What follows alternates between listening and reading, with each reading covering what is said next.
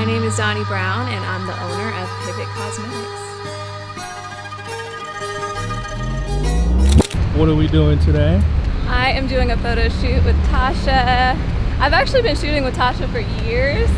I don't shoot often, but when I do, I like Tasha because she has my keys. Hi.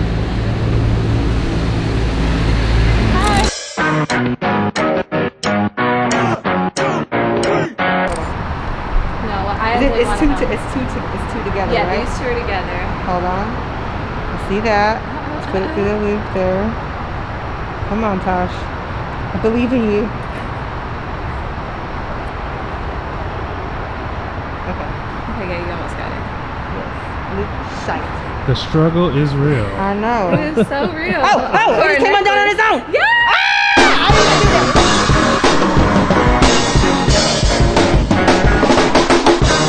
So I just finished the shoot with Tasha, and now we're about to go back to my place so that I can get to work, because I have not started my work day yet, so let's go.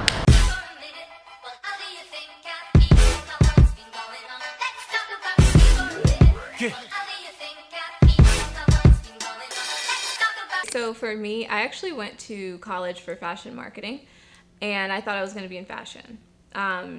But then shortly after that, when I was like dropping out, I realized that I had this like love for makeup. I just enjoy like the process of sitting there and doing my makeup and learning new techniques and all of this stuff. And so it started with that. And then it moved into skincare, because I always had skin issues, and I've been having skin issues since I was 10, literally, and it's just been a struggle. So finally I was getting to this place where I was beginning to enjoy skincare, and it wasn't just like, oh my God, I gotta clear my skin so I can look decent. It was more so like, I actually enjoy this, and I'm finding things, I'm finding a way to make this fun. And so I just began to have this love for it, and then people kept asking me, well, why don't you do makeup? Why don't you become a makeup artist? Because they liked the way that I would do my makeup. And I just had no desire to do that. Like, I had absolutely no desire. But I always have loved business. And so that was when I was like, ding, ding, ding. If they want to look like me, maybe they'll buy a product from me that can help them somewhat look like me. Maybe.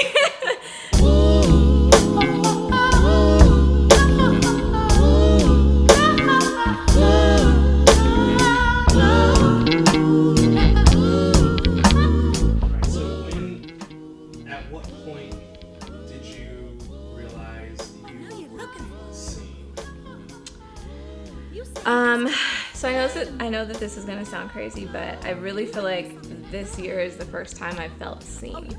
And I say that because, like I said, I've tried a lot of things. I've done a lot of different businesses. I've been entrepreneurial since I was like, 9, 10. Like, I used to try to make things all the time and sell them. And so my family always made me feel seen, and they always supported my gifts and my efforts. But this was the first year that I feel like others actually finally supported what I've done. I've always been seen as like a brave person. Like, I put myself out there, I go after things, I try different things, but I don't think I've ever gotten the support and the backing that I've gotten this year from people. It's like suddenly people just take me they see me different, and they take me in better.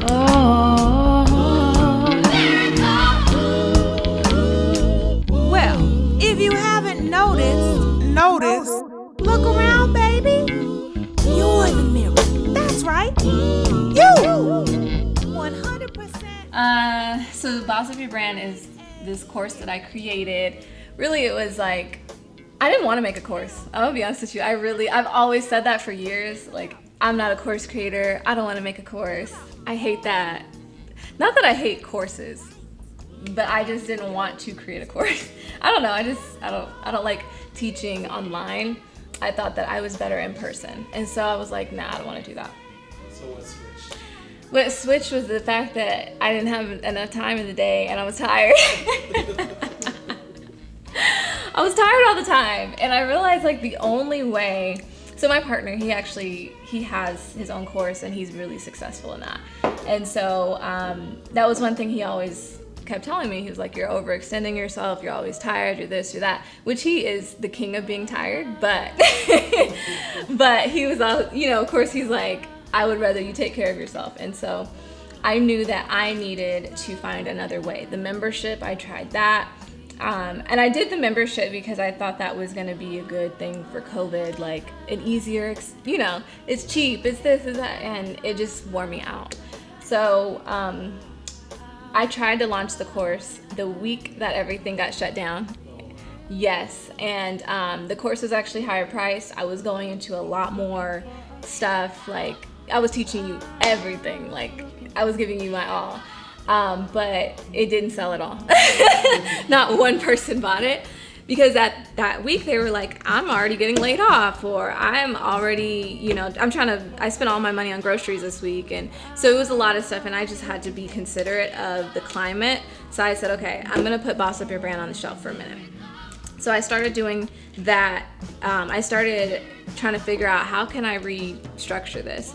So I cut a lot of it out, and I just took out the most important part, which I realized was the funnel, and I made that into a course. And so I just personally realized, like, the course is the way to go. I was just doing it wrong, and I had a lot to learn. I just had a lot to learn, and I needed to really sit there and do some one-on-ones. And so, like, before I even made it a course, I was just offering it as a one-on-one thing. It was like a service you could get where I show you how to set up your course. I mean, not your course, your funnel. And so when I would show them, I was just realizing, like, oh, okay, this is where there's the disconnect, or this is where most people are having issues in their business, or this is like the biggest pain point and stuff like that. And so by doing a bunch of one-on-ones, it really helped me, like, make it even better.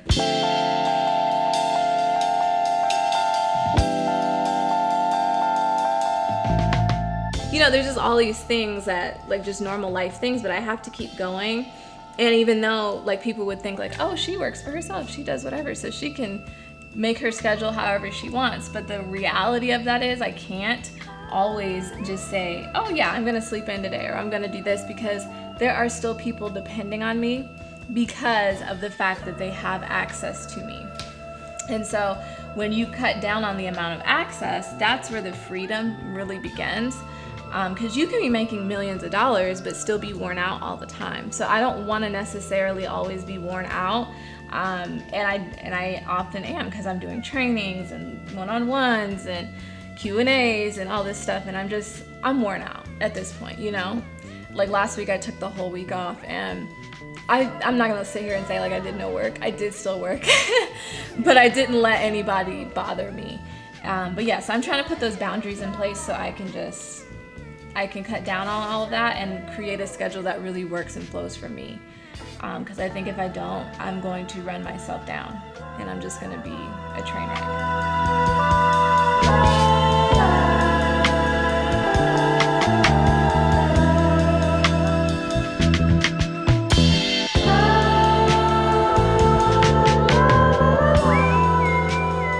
With Pivot, we had a lot of things planned, like that were going to be in person. Like, we've always had this idea to do like a CBD experience and all this stuff, and I just don't know if that's going to ever happen, like, anytime soon because of COVID, and so that's really disappointing, because that was something, like, I wanted to go on tour with that. I wanted to take it all over and just let Black women feel so special, and it was going to be like a self-care thing. But since that's kind of out the window, and this sounds ridiculous, but I don't know. I don't. Like...